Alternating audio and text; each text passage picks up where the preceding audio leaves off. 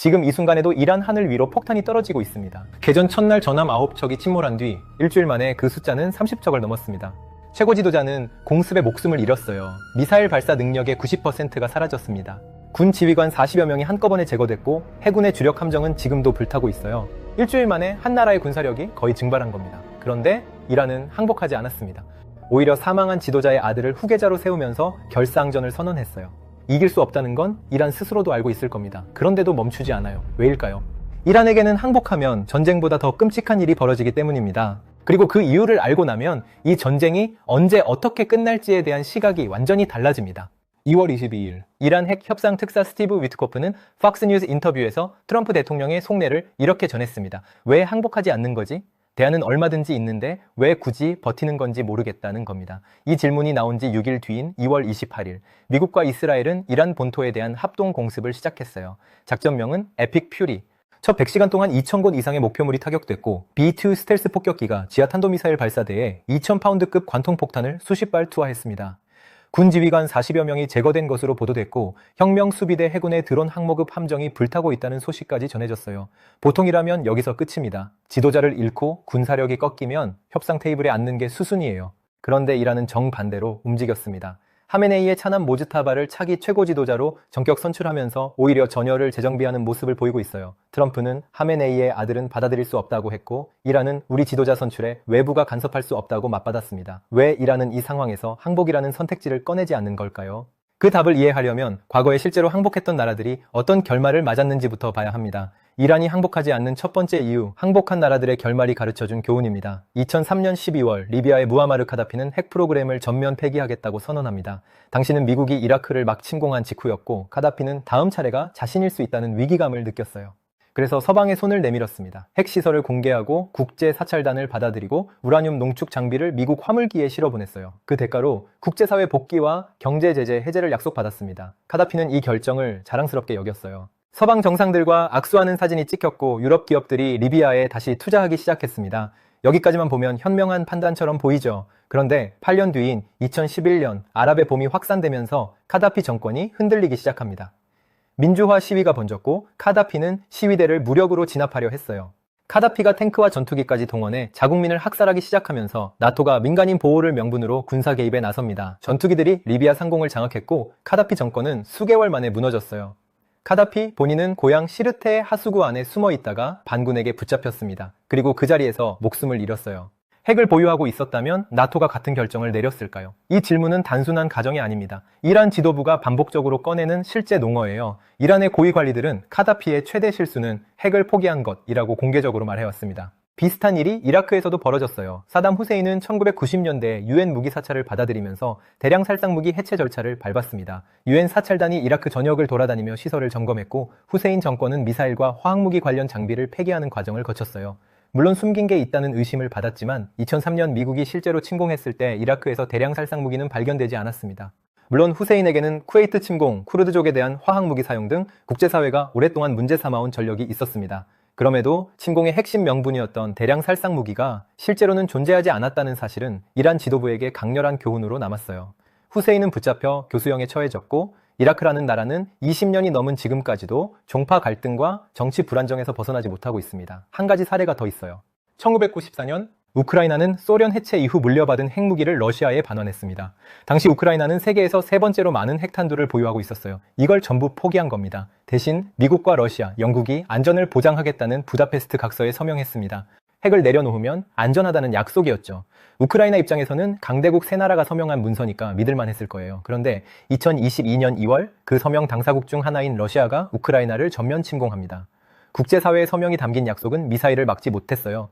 나머지 서명국인 미국과 영국은 무기를 지원했지만 직접 군대를 보내지는 않았습니다. 카다피, 사담 후세인, 우크라이나 이 세 사례는 하나의 결론을 가리킵니다. 무장을 내려놓거나 양보한 대가가 안전이 아니라 파멸이었다는 거예요. 이란 지도부가 이걸 모를 리 없습니다. 오히려 교과서처럼 학습했을 거예요. 이란의 외교관들과 군 수뇌부는 공식 석상에서 리비아 모델이라는 표현을 쓸 때마다 경멸에 가까운 반응을 보입니다. 그들에게 항복이란 전쟁을 끝내는 행위가 아니에요. 카다피처럼 후세인처럼 끝나는 길이라고 인식하는 겁니다. 핵을 포기하면 안전해지는 게 아니라 핵을 포기하는 순간 공격당할 빌미를 주는 것이라고 이해하고 있는 거죠. 그런데 역사적 교훈만으로 한 나라가 군사적 열세를 감수하며 전쟁을 계속하지는 않습니다. 교훈은 판단의 근거가 되지만 실제로 항복을 막으려면 내부에 그것을 막는 구조가 있어야 해요. 이란에는 그 구조가 있습니다. 이란이 항복하지 않는 두 번째 이유, 항복하면 무너지는 거대한 경제제국 혁명수비대입니다. 혁명수비대, 영어로는 IRGC라고 불리는 이 조직은 1979년 이슬람 혁명 직후에 만들어진 군사조직이에요. 원래는 혁명 정권을 보호하기 위한 친위대 성격이었습니다. 그런데 47년이 지난 지금 이 조직은 단순한 군대가 아니에요. 한국에 비유하면 삼성그룹과 국군을 합쳐놓은 것과 비슷한 존재입니다. 군대이면서 동시에 이 나라 최대의 기업 집단이에요. 석유, 건설, 통신, 금융, 부동산, 농업까지 이란 경제의 거의 모든 분야에 뿌리를 내리고 있습니다. 이란에서 아파트를 사도, 휴대폰 요금을 내도, 주유소에서 기름을 넣어도 그 돈의 상당 부분이 결국 혁명수비대와 연결된 기업으로 흘러갑니다. 테헤란 국제공항에 내리는 여행자가 모르는 사실이 하나 있는데 이 공항을 짓고 운영하는 주체가 바로 이 군사조직의 산하 건설회사 카탐 아람비아예요. 이 회사는 공항만 짓는 게 아닙니다. 정유시설, 철도, 댐, 가스관, 고속도로까지 이란의 주요 인프라 사업을 독점적으로 수주하고 운영하고 있어요. 민간 기업이 할 일을 군사조직의 자회사가 하고 있는 겁니다. 그 영향력이 어느 정도냐면 혁명수비대와 연결된 기업 및 재단이 이란 GDP의 25%에서 많게는 50%까지 차지하고 있다는 분석이 나와요. 이란 경제의 4분의 1에서 절반 가까이가 하나의 군사조직과 연결되어 있다는 뜻입니다. 이 숫자의 의미를 다시 생각해보면 혁명수비대는 이란에서 가장 큰 고용주이기도 하고 가장 큰 발주처이기도 하고 가장 큰 수익 창출자이기도 한 거예요. 이 조직이 없어지면 이란 경제 자체가 작동을 멈출 수 있습니다. 여기서 핵심은 이겁니다.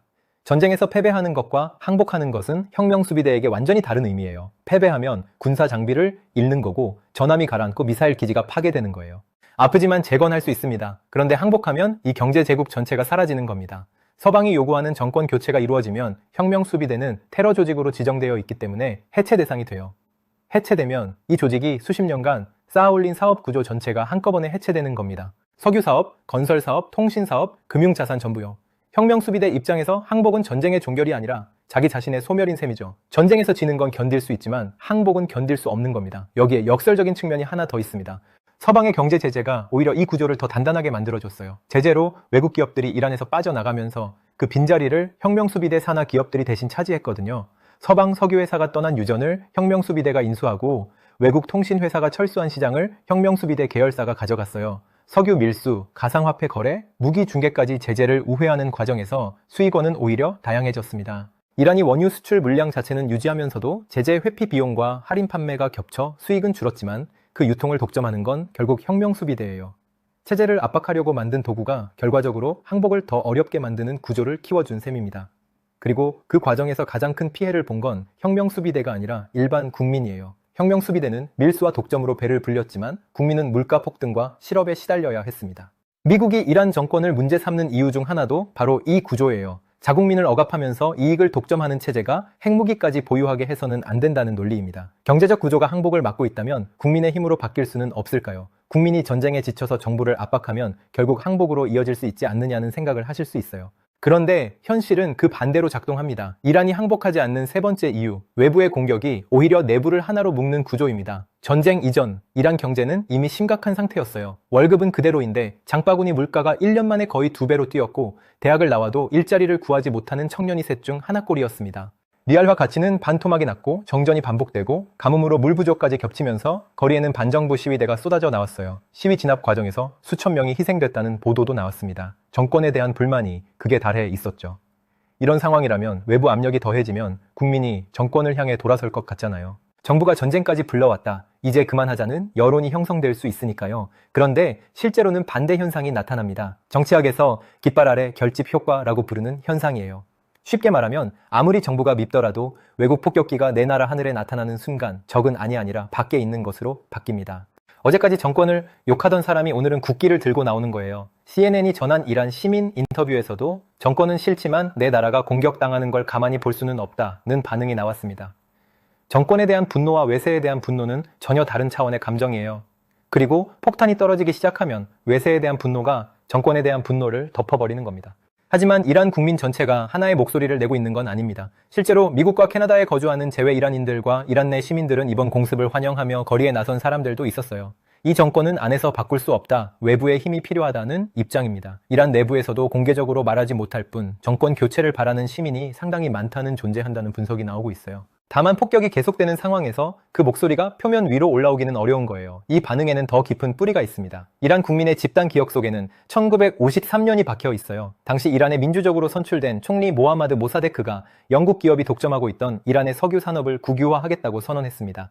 이란의 석유로 이란 국민이 혜택을 받아야 한다는, 지금 보면 당연한 주장이었어요. 그런데 이 결정에 영국이 반발했고 미국 CIA와 영국 MI6가 합작으로 쿠데타를 일으켜 모사데크를 끌어내렸습니다. 그리고 친서방 성향의 팔레비 국왕을 복귀시켰어요. 민주적으로 선출된 지도자가 외국 정보기관에 의해 축출된 거예요. 이 사건은 이란 현대사에서 가장 깊은 상처 중 하나입니다. 미국 CIA도 2013년에 이 쿠데타에 대한 관여를 공식 인정했어요. 외세가 자국의 지도자를 제거하고 꼭두각시를 앉혔다라는 기억이 세대를 넘어 전해지고 있는 겁니다. 그래서 지금 미국이 다시 정권 교체를 명분으로 공격하고 있다는 사실 자체가 이란 국민에게 70년 전의 기억을 생생하게 소환하는 효과를 만들어내고 있어요. 반정부 시위에 나섰던 시민조차 외세의 공격 앞에서는 입장이 달라지는 겁니다. 정권은 바꾸고 싶지만 그건 우리가 할 일이지 미국이 할 일이 아니다 라는 심리가 작동하는 거예요. 1980년부터 8년간 이어진 이란-이라크 전쟁의 경험도 이 심리를 강화합니다. 당시 이라크의 사담 후세인이 이란을 침공했을 때 이란은 국제적으로 완전히 고립된 상태였어요. 혁명 직후라 미국과도 적대적이었고 아랍 국가들도 이라크 편이었습니다. 무기를 팔아주는 나라도 거의 없었어요. 그런 상황에서 이란은 8년을 버텼습니다. 양측에서 100만 명 이상이 목숨을 잃었고 이란 정부 자체 추산으로만 직간접 피해가 약 5천억 달러에 달했어요. 이라크 역시 전후 복구 비용만 2천억 달러 이상이 필요했고 800억 달러가 넘는 외채를 떠안았습니다. 8년간의 전쟁이 양국 경제를 완전히 무너뜨린 겁니다. 이란은 정규군만으로는 부족하니까 바시지라는 민병대를 동원했는데 여기에 수만 명의 10대 소년까지 전선에 내보냈습니다. 11세에서 15세 사이 어린이 가운데 최소 8,000명 이상이 전사한 것으로 기록되어 있어요. 교복을 입을 나이의 아이들이 총을 들었다는 겁니다. 이 전쟁이 남긴 기억은 단순한 역사가 아니에요. 외부 침략에 맞서 끝까지 싸웠다는 서사가 국가의 정체성으로 굳어진 거예요. 이란의 거의 모든 도시에는 이 전쟁의 순교자 기념비가 있고 학교에서는 이 전쟁을 신성한 방어라고 가르칩니다. 1988년 전쟁이 끝날 때 이란의 건국 지도자 호메이니는 UN 휴전안을 받아들이면서 이렇게 말했어요. 이것은 독배를 마시는 것보다 고통스럽다. 전쟁을 멈추는 것조차 이 정도의 치욕이라는 뜻입니다. 항복이 아니라 휴전이었는데도 독배라고 표현한 거예요. 그렇다면 항복은 어떤 의미가 되겠어요? 지금 이란 지도부는 그 독배를 다시 마실 수 없다는 걸 알고 있습니다. 그리고 그 독배의 기억을 국민도 함께 공유하고 있어요. 그런데 이란이 버틸 수 있는 건 내부의 힘만이 아닙니다. 전쟁의 비용 구조 자체가 이란에게 유리하게 돌아가고 있어요. 이란이 항복하지 않는 네 번째 이유, 시간이 길어질수록 미국이 더 힘들어지는 비용 구조입니다. 이번 전쟁의 첫 100시간 동안 미국이 소요한 비용은 약 37억 달러입니다. 하루 평균 약 8억 9천만 달러, 한화로 하루에 약 1조 2천억 원 규모예요. 매일 1조 원 이상이 중동의 하늘 위에서 타고 있는 셈입니다. 항공모함 타격단 운용, 해상 보급, 동맹국 방공 지원까지 더하면 실제 비용은 이보다 클 수 있어요. 전쟁이 한 달 지속되면 약 270억 달러, 석 달이면 800억 달러 규모로 불어나는 구조입니다. 반면 이란은 비대칭 전략을 쓰고 있어요. 이란이 운용하는 샤헤드 자폭 드론은 한 대에 약 2만 달러, 우리 돈으로 약 3천만 원입니다. 중고차 한 대 가격이에요. 미국이 이 드론을 격추하는 데 쓰는 패트리엇 요격 미사일은 한 발에 약 400만 달러, 한화로 약 55억 원이에요. 드론 한 대를 막는 비용이 드론 가격의 200배에 달하는 겁니다. 게다가 한 번 요격할 때 미사일이 2발에서 3발까지 소모되는 경우도 있어요. 그러면은 드론 한 대를 잡는데 100억 원이 넘게 드는 셈이죠. 3천만 원짜리 드론을 수백 대 날려보내면 상대가 수조 원을 써서 막아야 하는 구조인 거예요. 이란 입장에서는 드론 공장만 돌아가면 미국의 국방 예산을 계속 갉아먹을 수 있다는 계산이 나옵니다. 단기적으로는 미국의 군사력이 압도적이지만 이 비용 격차가 장기전으로 갈수록 미국 내부의 여론을 자극하게 됩니다. 그리고 미국 여론은 이미 심상치 않아요. CNN 여론조사에서 응답자의 약 60%가 이란 공격과 지상군 파병에 반대했습니다. 찬성은 약 4명 중 1명 수준이에요. 특히 지상군 파병에 대해서는 반대가 60%인 반면 찬성은 12%에 불과했습니다. 이라크 전쟁에서 미군 4,500명 이상이 사망한 기억이 생생한 미국 국민에게 또 다른 중동 전쟁은 부담스러운 선택일 수밖에 없어요. 전쟁이 길어지고 비용이 쌓이고 미군 피해가 늘어나면 이 여론은 더 악화될 가능성이 높습니다. 반면 미국 행정부의 입장은 다릅니다.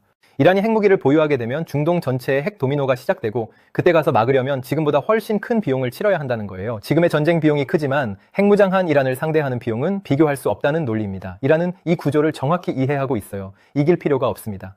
오래 버티기만 하면 되는 거예요. 이란에게는 한 가지 카드가 더 있어요. 호르무즈 해협입니다. 이 좁은 해상 통로를 통해 전 세계 석유 해상 교역량의 약 27%, 하루 약 2천만 배럴의 원유가 지나갑니다. 사우디아라비아, UAE, 쿠웨이트, 이라크 등 중동 산유국의 원유가 세계로 나가는 핵심 통로예요. 이란 혁명 수비대는 개전 직후 이 해협의 봉쇄를 선언했고 실제로 민간 상선의 운항이 사실상 중단된 상태입니다. 한국만 놓고 보면 원유 수입의 약 72%가 이 해협을 통해 들어와요. 주유소 기름값, 난방비, 공장 가동 비용, 택배 운송료까지 이 해협 하나가 막히면 우리 일상의 가격표가 통째로 바뀔 수 있는 거예요. 모건 스탠리는 유가가 배럴당 10달러 오를 때마다 아시아 국가들의 경제 성장률이 최대 0.3%포인트 낮아질 수 있다고 추산했습니다. 전면전이 장기화되면 유가가 배럴당 100달러에서 120달러까지 치솟을 수 있다는 전망도 나오고 있어요.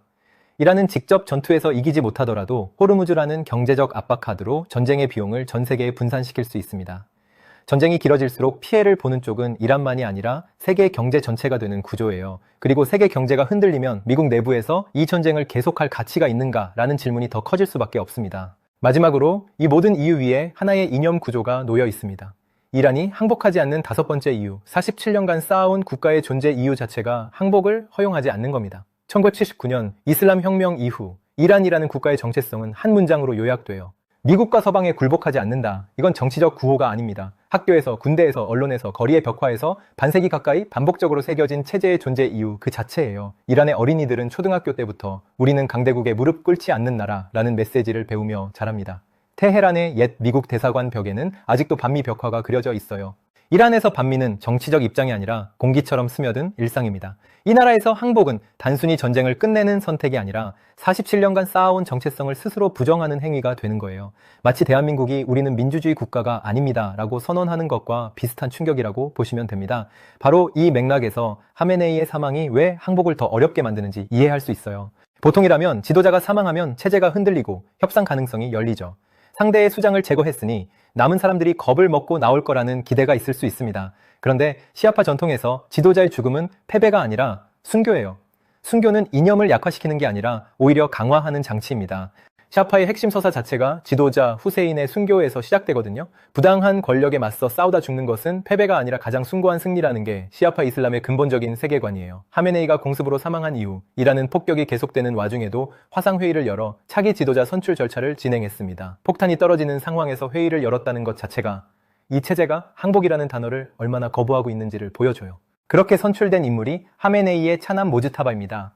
트럼프 대통령은 그를 경량급이라고 깎아내렸지만 이란 내부에서 이 선출은 전혀 다른 의미를 갖고 있어요. 아버지가 순교했으니 아들이 그 유산을 이어받아 끝까지 싸우겠다는 선언으로 읽히고 있는 겁니다. 적이 우리 지도자를 죽였으니 더 싸워야 한다는 결의로 전환되는 거예요. 항복은 그 순교를 헛되게 만드는 행위가 되니까 지금 이란에서 항복이라는 단어 자체가 정치적으로 존재할 수 없는 환경이 됐습니다. 결국 이란이 항복하지 않는 이유는 어느 한 가지가 아닙니다. 핵을 포기한 나라들의 비극적 결말이 남긴 교훈, 항복하면 통째로 무너지는 혁명 수비대의 거대한 경제 구조, 외부 공격이 오히려 내부를 하나로 묶는 국민 심리, 시간이 길어질수록 미국에게 불리해지는 전쟁 비용 구조, 그리고 반세기 가까이 쌓아온 체제의 존재 이유까지 이것들이 겹겹이 쌓여 있어요. 한 겹을 벗겨도 그 아래 또 다른 겹이 있는 구조입니다. 어느 하나만 제거한다고 이란이 항복하는 게 아니에요. 5개의 겹이 동시에 무너져야 하는데 그건 사실상 이란이라는 나라 자체가 사라지는 것과 같은 의미입니다. 트럼프 대통령은 물었습니다. 왜 항복하지 않는 거야? 어쩌면 이 질문의 답은 이란이 바라보는 세계가 미국이 바라보는 세계와 근본적으로 다르다는 데 있을지도 모릅니다. 한쪽에서는 항복이 전쟁의 끝이지만 다른 한쪽에서는 항복이 존재의 끝이에요. 그리고 존재의 끝을 선택할 수 있는 나라는 아마 이 세상에 없을 겁니다.